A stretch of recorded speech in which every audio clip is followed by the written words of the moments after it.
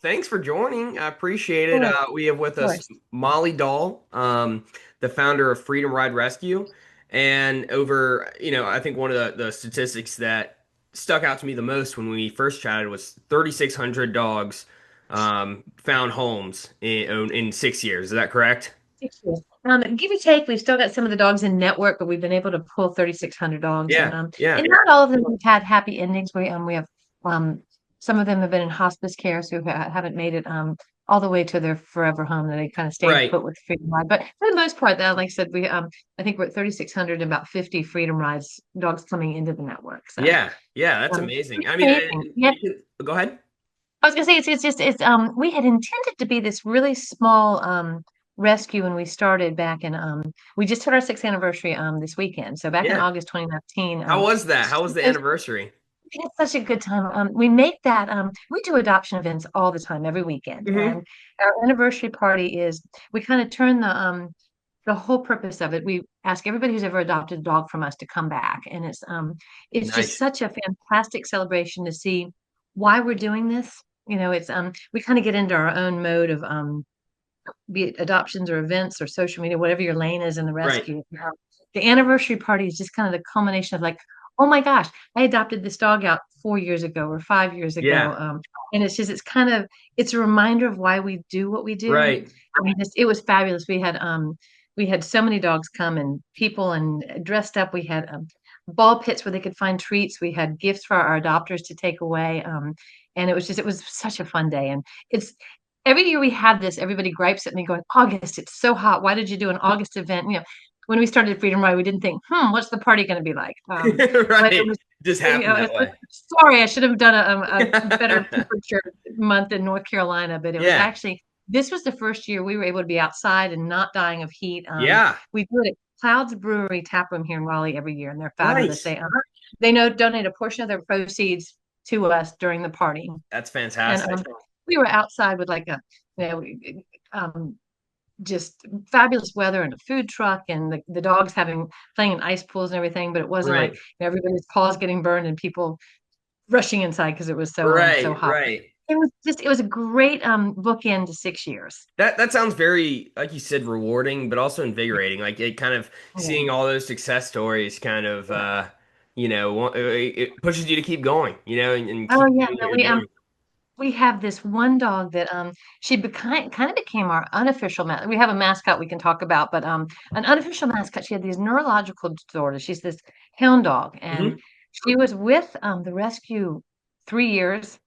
And we're thinking this dog's never going to get adopted, but she's going to go to every event. We're going to keep trying to find her perfect home. And she nailed it. She actually has her own Instagram page, but she came back on Saturday, saw people who haven't seen her in about a year. And one of the things we love about her, she has these springy, she can go like 6 foot in the air from standing still. Wow. Part of her special talent and knack, but it's Yeah. just, I think we all were like, I mean, that's a dog that, you know, probably was set loose because she was not a good hunter. She was a beagle mix, is a beagle Right. mix. And I think she was just such a great testament to our rescue that, that's all right, this dog's going to be with us until she's not. And, we all kind of joked that, "Oh, she's going to be with us for 20 years. And she's not. She was adopted about a year ago and she came That's back just to say, amazing.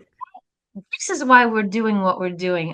If a dog like Absolutely. Bobby can get adopted, and her amazing parents, Adam and Sarah, are continuing to foster for us with Bobby. So Bobby's continuing to foster, but it's this crazy neurological hound dog that is just the epitome of rescue working. That's amazing. So, do you want to talk a little bit about? So, I know there's different. We were talking about how there's different kinds of rescues, right? There's shelter Yeah, based and there's yeah, foster based. So, do you want to yeah. speak a little bit about those Yeah, two and differences? there's a hybrid in between. Hmm. It's right now I think North Carolina and South Carolina we I hate to say inundated by rescues. We have so Hmm. many new rescues popping up, and it's not competition. I think North Carolina is in such a tragic state of dogs ending in shelters, and owners being put on wait lists. We can't take your dog because our shelter's so full. That I think, despite having so many nonprofit rescues popping up all over the state, We're still barely making a dent.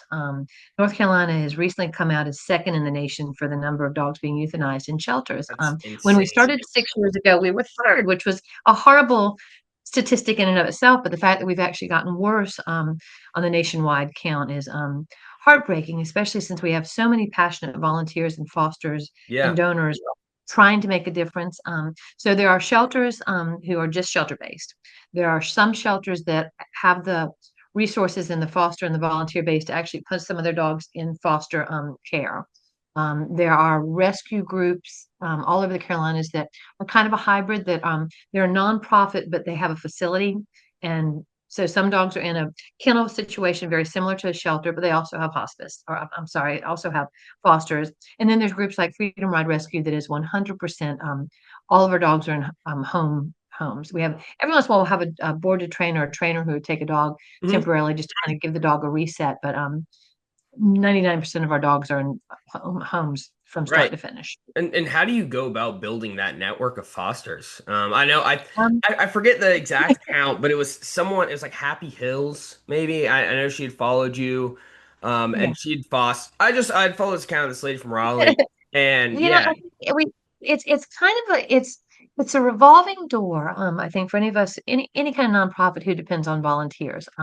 We have a lot of folks who have been fostering with Freedom Ride since the day we started. We have some folks that come and go as they can. The folks who adopted Bobby took a break to kind of get Bobby, our neurological bouncy hound, settled in her new world, and now they're back in fostering. I think they actually just got a dog coming in today, I think. wow, So there's some people who come and go in our world. There's some people who are staying, in the moment a dog gets adopted, they're like, hey, what can I have next? What can I have next? yeah, My family are part of that crazy, that just my kids call it a subscription. One dog leaves, what are we getting next? And then there are other folks who foster one dog or one puppy and they're like, this isn't for me. It's too heartbreaking and I can't get them up. I can't let them go. And it's just it takes a it takes a very different set of mindset to be able to foster and bring them in and let them go. So, like I said, a lot of one and dones, a lot of come and going, and then a whole bunch of core folks. yeah, And so that's kind of how we've grown. And like I said, I hate this revolving door. I love that everybody would be part of the crazy and everybody would foster 700 dogs and never ever quit. But that's not the realistic. That's the pie in the sky vision that all of us rescues would love to have. But right. we're welcome, even if somebody can just do one or two dogs. Every four paws that are pulled and help, it's another dog that's not in the shelter and not in danger of being euthanized. Yeah, exactly. And I So, mean, I think it takes also a certain kind of household that's going to yeah, be, mhm, ready for the dog, right? Like if they have another dog that might be reactive to others, or they yeah, have young mhm, children, that might be tricky to do, as well as, you know, absolutely. I mean, I think there's a lot of consideration that goes into it. Also monetarily, right? Like Yeah, you need to yeah. be able to feed the dog, take it to the vet. Do you all have like, I don't know, Freedom Ride or do other kind of foster based nonprofits do certain vets kind of work at discounted rates or how does We that do. Yeah, we've got we're kind of we're all over the triangle. I don't know how much your audience knows about North Carolina, but there's work? several towns in our area. And so we've got partner vets and volunteers kind of all over the our region. Right. A lot of vets will give us discounted rates on their regular services. So we send a lot of business to them, and and it's a give and take. They know that they're helping these dogs who otherwise may not have heartworm treatment or Right. surgeries or anything because Or may end it's up being euthanized. well, yeah, because it's horribly expensive. But so they give back to the community as a partner vet to rescue groups. And and there is the business side of it that hopefully if an adopt all of our dogs are spayed or neutered. If it's adopted as a puppy, we require you to come back and get it spayed and neutered or proof of that. So a lot of our adopters who have puppies, we're sending them to our partner vets to you know for the gracious discount that we get through our partner vets, but also to make sure they're going to get spayed and neutered, so we don't Yeah. exasperate this already horrible unwanted pet population. So a lot of our vets are getting business. Oh my gosh, my dog got spayed there, and the front desk was fabulous, and the vet was very caring. So hopefully, the end result for them, in addition to helping us from the altruistic side of it, is they are going to hopefully get some continued clients. Exactly. I mean, I think I shared a little bit about the mission behind Wagworks Cares, where, Hmm. we'll be kind of, like you said, bridging the gap between Yeah. dogs who are getting adopted and bringing them over, and providing pup scholarships for board and training. Yeah. And, you're right, there's the altruistic, there's volunteer-based things, but then there's Yeah. also like, it's helping the local economy, what you're doing in Yeah. general, right? Like if you're Yeah. providing more and more business for these things, same as like that's the Yeah. concept of Wagworks Cares. And I think both are interesting ways to look at philanthropy. I think both are important, you know? Yeah.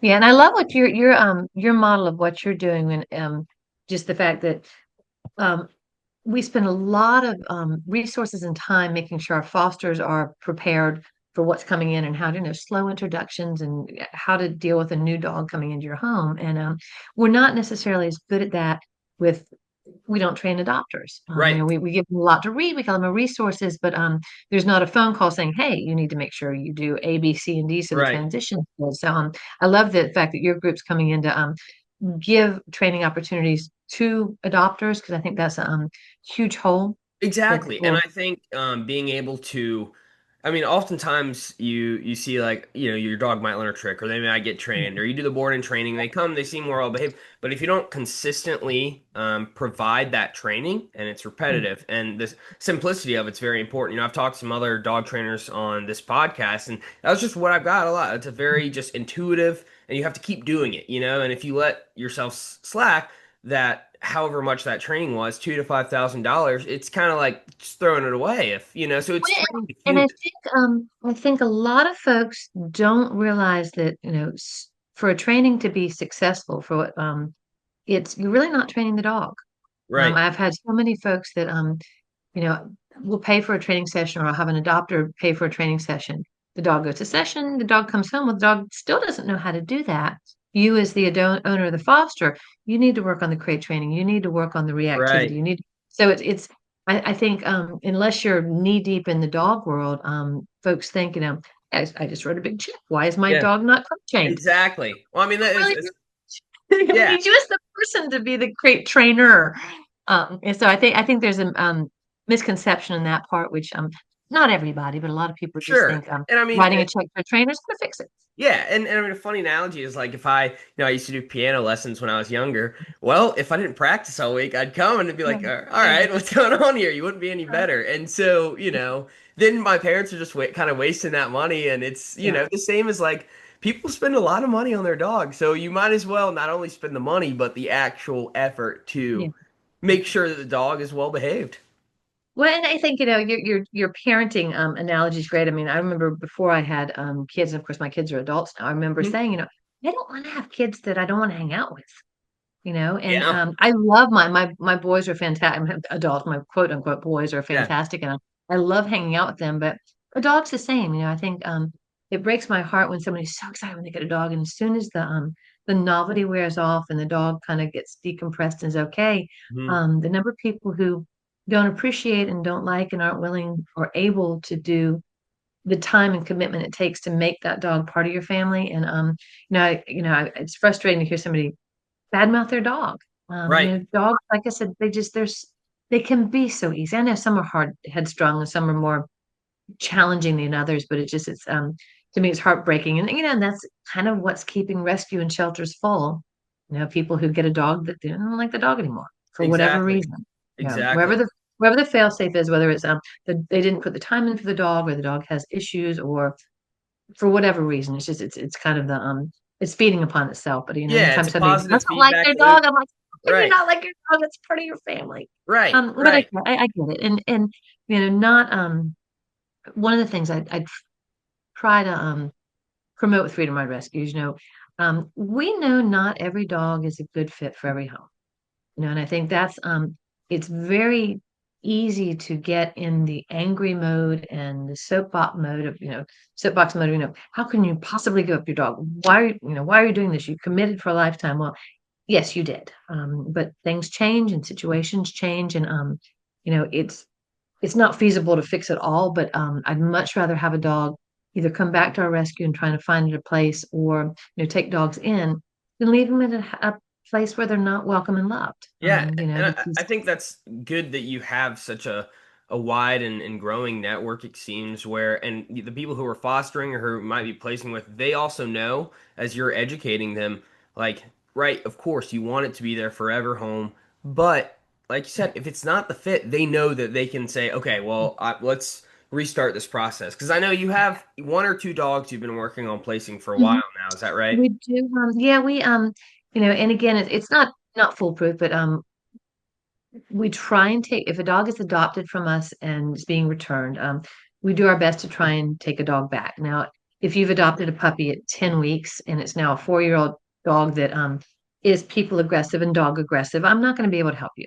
Right. Well, that was their So problem that's anyway. That was obviously their yeah. nature versus And I nurture. think yeah, rescues have had a lot of as you can suspect, a lot of rescues we talk amongst ourselves, and it's that's the most frustrating situation to be in because obviously we want to take the dogs back that were adopted through our network and wherever possible we do. But again, being foster based, we have to have a home that's gonna be able to do that. So and it's almost like this paradigm shift that, we had the dog for 2 weeks, you had the dog for 5 years. Why did it take you 5 years to say, okay, this dog is biting people and biting dogs and all these issues? And again, this may be where your group comes in. If we front load the training with adopters, Right. maybe we won't have. It's not a lot. Then statistically, it's not a lot of dogs, but hopefully the adopters say, hey, there are training options I can do rather than waiting until they're so frustrated and the dog has become dangerous and not safe to stay in their home. That how can we fix that before it gets to the point where the adopters or owners in general are just like, I'm done. I can't do this anymore. Yeah. And Yeah. at that point, it's really hard for us to come in and help. Keeping a dog with a family is a lot easier than saying, okay, we're done. We need this dog gone by tomorrow. Oh, by the way, it's bit people and bites dogs and doesn't like anybody.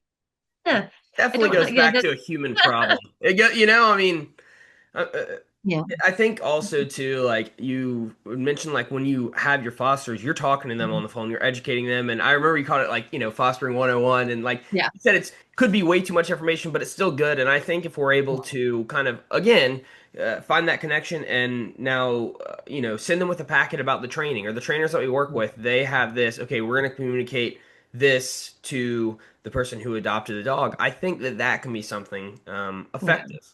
So, anyways, I want to switch gears a little bit. Would love to know a little bit more about Molly. So, what Um, what's the start? What made you interested in dogs? And yeah, it's funny. I'm middle aged, and my 19th birthday, my college boyfriend brought me home a hound dog, this foxhound that was, like 65 pounds of, not as hyper as Bobby, the hound we talked about, but a lot of dog. And I remember going, your dormitory, what the heck am I going to do with a hound dog? And he's like, oh, this isn't for you to keep. This is for you to foster. And this was the late 80s when I'd never heard of rescuing. I know, of course, I've heard of fostering children, but sure. as a 19-year-old, it was and it was this brand new, not startup's not the right word, but a brand new nonprofit that had popped up. Not really a nonprofit, it's probably just a club back then. And it was Virginia Tech was an ag school, so there's lots of agriculture, so lots of animal lovers on the campus. So that's kind of how it started. I've lived in several different cities and states, and I've always kind of dialed into local rescues. When I moved to Raleigh, I mean, I remember doing dog washes in a Whole Foods parking lot for a Durham rescue that's still very much intact, and that was a lifetime ago. And so just kind of keeping my fingers in rescue since I was a teenager. I had a little bit of a break with a dog reactive German Shepherd, so I do some volunteering, but couldn't foster. And I think that was kind of a good aha moment for me that there are so many ways to help rescues if you can't foster. Yes. And so I did that for years and years. And once the he passed away, I kind of got back into the game, fostering and being all in with all the different avenues that you can help a rescue. But I think Yeah. that 12 years of break from being a foster was like, oh, there are so many. It was kind of an eye opener that there's so many different ways to help.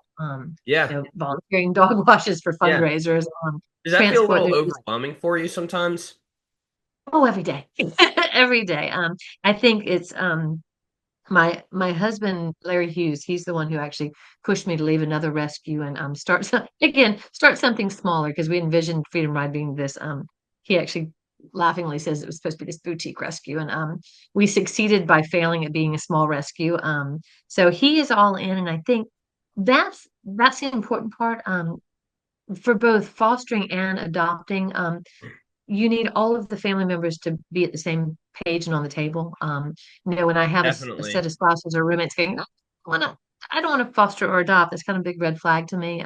My husband is fantastic, and he and my children, like I said, my children are adults now, but they've grown up doing this.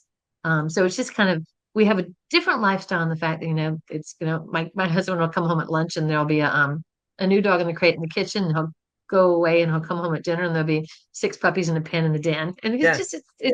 it's part of our world. Right. And it's not for everybody. It is Sure. all encompassing. And I think going back to like the anniversary party, seeing the dogs that have made it because of our volunteers and our network and our two staff members, that reminds me, okay, my house may not be as clean. I may not be calling my mother-in-law as often as I need to. I may be missing all the you know, I, I may be missing all the parties and dancing that I'd love to be doing, but it's you need to take yourself out and find a life outside of it. But it's very easy to have this be a wake up and what do I do now? And I go to Yeah. bed and I put my Well, I phone mean, down and I, wake I back think up. that's incredible. And I think without people like you and your husband and people who foster, like the Yeah. euthanization rates would be even considerably Yeah. higher, you know? It is. It is a small army that makes Freedom Ride move forward every day. Like I said, a lot of people are core and like me. They wake up first thing in the morning and we're touching base. And I can't remember the last time our core folks have had a day off. There's probably a dozen people I talk to every day. Yeah. And then there are folks that still are incredibly vital to what we do, but they may do a transport once a week or once a month.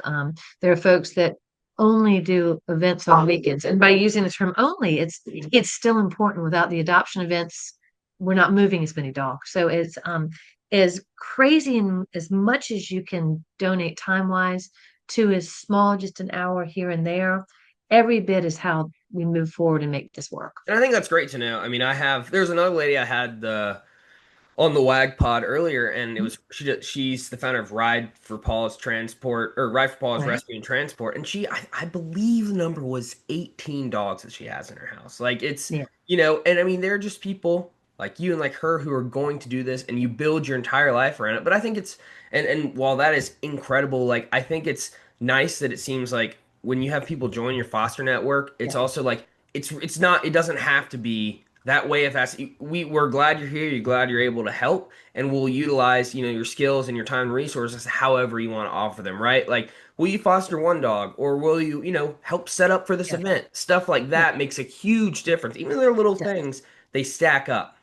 They do. They do. And and it's I've seen all too many times folks who, the ones who are the most passionate about saving the dogs. It is heartbreaking to know how many we don't save. And I've seen too many of the rescue folks that get into that mode that, I just one more, I've got to be able to do this. And I think it's a very fine line. It's a very easy line to cross if you don't check yourself and have your family and your friends check you that as rescue people, we need to make sure that we don't become part of the problem and what we're trying to save. If you have there was an instance a few years ago, a woman that ended up having 30 dogs and a full-time job.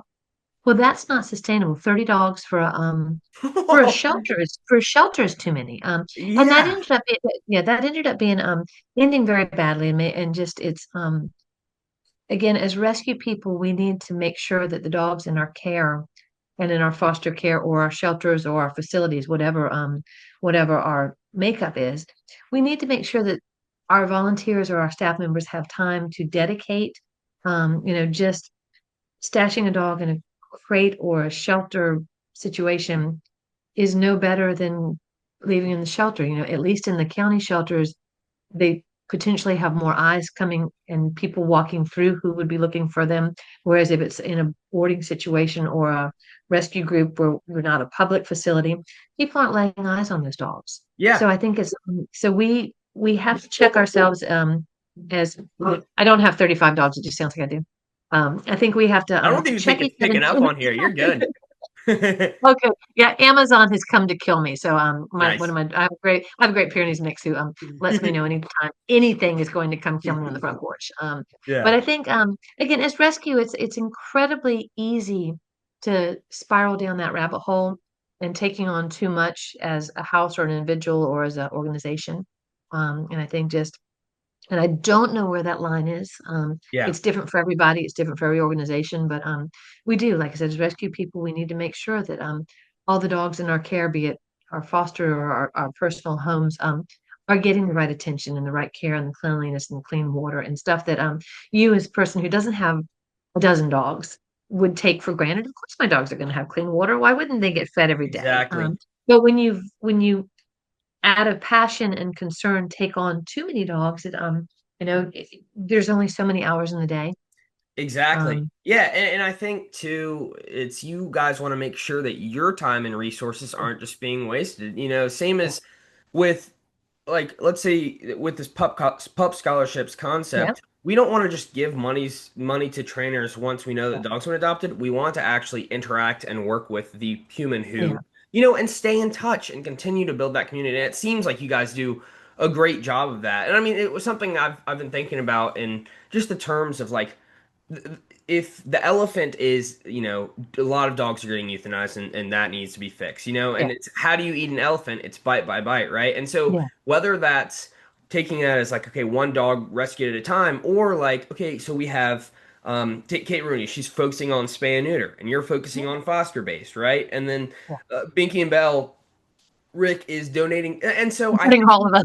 yeah, exactly. And I think when you can take a step back and look and like be like, I'm proud of what I'm doing. Sure, I could be doing more, but you have to stay level-headed if you're gonna, lead this organization. Yeah. And I think you just hit on something that's completely phenomenal about the current state of the dog the rescue side of the dog industry. We've got so many groups that are working together. I remember when I started getting very heavy duty into rescue in Raleigh, there was so much competition. And we seem to have had a paradigm shift where, rescues are actually starting to work together. I've got several threads, as does my co-director, Jennifer Kilduff, has got several threads with other rescue directors and rescue coordinators. Yeah, And we'll, and talking about the folks who've gotten a little bit over their head, what can we do to help them, or here's some names that you really don't want to be part of your organization, adopters who've been difficult or dangerous. yeah. So there's It's a lot a of lot of collaboration. share there's a lot of collaboration. That's the perfect word for it. There's a lot of collaboration between rescues that feels new, and new, like basically we came out of COVID and we all kind of changed our rules on everything. Sure. But we seem like a lot of uniting and working together because I think we all realized that, oh crap, even on islands, we're not getting it done. So together we're moving forward and we're still not getting it done, but together we're stronger than we are as an independent Absolutely. entities. It's like the Power Rangers, right? They combine into one, Right. you know? Like, you take the small dogs, I'll take the big one. Somebody else needs Right. to get. Yeah. Well, Yeah. So it is, and it's we got our start back in 6 years ago. Several bigger rescues reached out and said, "No, I'm so glad you and Larry are starting a rescue group." They showed up with crates and supplies. I mean, our first month was at the generosity of other rescue groups saying, "We need you, incredible. welcome." And What but what yeah, was this group called? several of them. It Okay. was 6 years ago. Like I said, lots of rescues came to our aid, Right. and we're seeing a lot of that now. But I think, like you said, Kate Rooney and Colleen Bouchard, who do Canine Community Outreach in North Carolina, they are really hitting at the core of what's wrong with North Carolina. The fact that we have no spay and neuter laws. I think that is at the crux of why we're not making any progress. Yeah. We can pull as many dogs and as many and help the shelters as much as we can. But as long as we've got owners letting their dogs, breed Right. and breed, whether it be a backyard breeder who's not regulated or just, an owner that's just, accidental litter. Well, it's not accidental. We all know how it happens. You have Yeah. two unaltered animals and we have more puppies. Right. So I think, like I said, Kid Community Outreach is really, I wish we could clone them. They're doing education and advocacy and fundraising, to try and make a dent in the lack of spay and neutering we have going on in Yeah. North Carolina. Well, it makes me think too. I did youth and government growing up, and just have Yeah, been really interested in politics. And I majored in political science at a UNC, and I've always been interested in some sort of lobbying or yeah, policy, down the line. And I think, and I could be wrong on this, but when you have almost extremist groups like PETA, for example, like coming through, it makes like trying to save every single animal and do all yeah, of that, which, people have different opinions, right? I eat meat. It's, where do you cut the line? But my point is like, okay, how maybe the next step is like, how do we develop this lobby, this spay and neuter yeah, lobby, or kind of fundraising for groups to get laws passed that yeah. actually make a difference. So that's something that I had just thought of when you're saying. I think it's very interesting, and who knows how the future will go with why works and different things. But I think I enjoy mixing things that I'm passionate about, whether that's, politics, lobbying, and right now it's dogs. Earlier when I was interested in dentistry, I was working with this place where we were helping writing dental policy. So I don't know. Right now it's Well, dogs, I think but that's yeah, I know you all have you have your philanthropic um leg to your what you all are doing, which we appreciate, but that is something that is a huge need, the advocacy for spay and neuter laws. And I think we've all seen the news of how many backyard breeders are just churning through animals. yeah, A lot of the rescues have ended up with these dogs who, the forgive the old term, but the sire and the bitch are kept in crates and just in tremendous conditions. And while the breeders are making $2 and $3 and $5,000 a puppy, and I think we're seeing more and more of what's going on behind the closed doors, which is the educational piece. But again, it doesn't matter how much we educate folks if the laws aren't there to put some teeth to yeah. making sure Well, that there's there's spay and also neutering or regulation. Yeah, I mean, there's also I forget what the exact term it is, but what is it? Oh yeah, the court of public opinion, right? They were about to have that place in Raleigh, actually, Yeah, right? Where, it was some sort of backyard breeding kind of situation. And I saw a post about it. I only lived in Raleigh for a little bit. I'm back in like Clemens yeah. Winston now. But oh man, like that was getting torn up and that Yeah, happened so they shut much. yeah, they that was going to be in downtown Raleigh at City Market. They did shut that one down. There are several other breeders who have pet stores that have been in existence a little bit. There's going to be a protest on one tomorrow and Sunday, a group called Waggles. So I think but it's kind of it's like a whack-a-mole. So the one in downtown Raleigh closed up, but there's another one popping up here and they're popping up, just it's incredibly frustrating.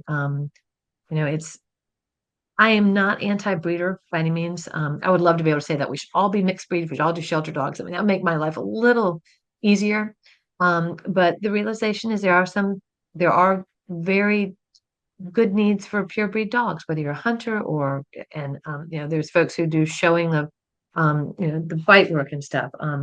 So it's one of the slippery slope. The folks who are doing it right don't necessarily want um, laws to infringe on what they're doing, but we need some regulation for the ones who are keeping dogs in crates and harness. I Right. mean, there are reputable breeders who take care of all their animals, Yeah, I and there mean, are more I've there been are on. more that aren't, I think. Sure, definitely. And I've been able to connect with two awesome breeders. One was Blue Ridge Bernedoodles, and then one was it was Fortney Farms, XXL Yeah, Bullies. And just hearing them talk about it, I mean, they everything's done to a T. They care about the dogs. yeah, They go to and it was amazing. It was amazing to see that and feel that passion. And my overall opinion is, if let's say like my mom's a self-proclaimed Springer Spaniel enthusiast. She wants Springer Spaniels. yeah, Great. If she's happy, great. And I think on the other side, like there are things that can be done to, yeah. like those spay and neuter laws, like we talked about. And I think as long as ultimately people are happy and dogs are safe and healthy, great, right? But it's easier said than done.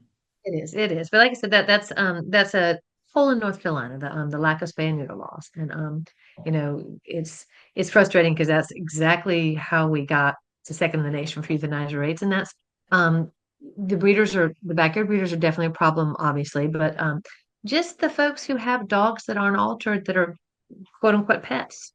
That's a huge, huge part of the problem we're having now too. I've got so many people that we have a beautiful little fawn colored pit bull that it is given her state of physical state. We just got her from the Wake County Animal Center a couple of days ago. She has obviously been bred and bred and bred and bred and bred. It's obviously she's had multiple litters. And again, Right. that's I doubt, she's a sweet dog. But I'm pretty sure she did not have a very kind life up until this point. Oh, I'm And I'm sure. pretty sure, and I can go out on a limb and say, let's say she's, pit bulls have very big litters. Let's say she's had 4 litters, 10, 12 dogs. So that's 50 dogs. I can guarantee that all 50 of those dogs didn't go to good homes and weren't sold for whatever they were trying to sell them for. So that's one mama dog giving us 50. And again, I'm making up the numbers here, but that's 50 dogs that are either chained to a backyard or dumped in a shelter, with a handful possibly having good lives. Right. But at a numbers game, you can assume that the majority of those dogs didn't go through vetting and a rescue and have WAG coming in to help with the Yes. training and everything and all the stuff Yeah. that we ideally would love all of the dogs in the world to have. It's it's a wonderful dream that's not going to happen in my lifetime. But again, if there was spay and neuter laws, there's no reason for this little pitty to be bred and bred and bred and bred.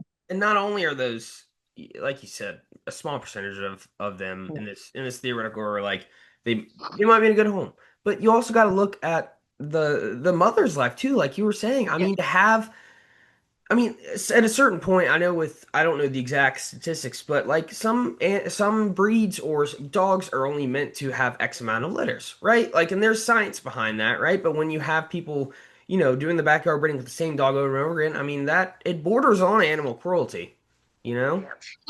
We've got one of our board members, Julie Pellicore, has been a core part of rescue for years and years and years. And she just by happenstance become the regional specialist for dogs that have cleft issues, either like cleft palate or Yep. cleft lip. And almost, I'm pretty sure all of her dogs, with a few exceptions, have been purebred dogs. And again, it's there was one instance where there was a small breeder that kept breeding the same male over and over and kept having these dogs with cleft issues. Yeah. And but they would dump these puppies that couldn't nurse and couldn't survive without being tube fed.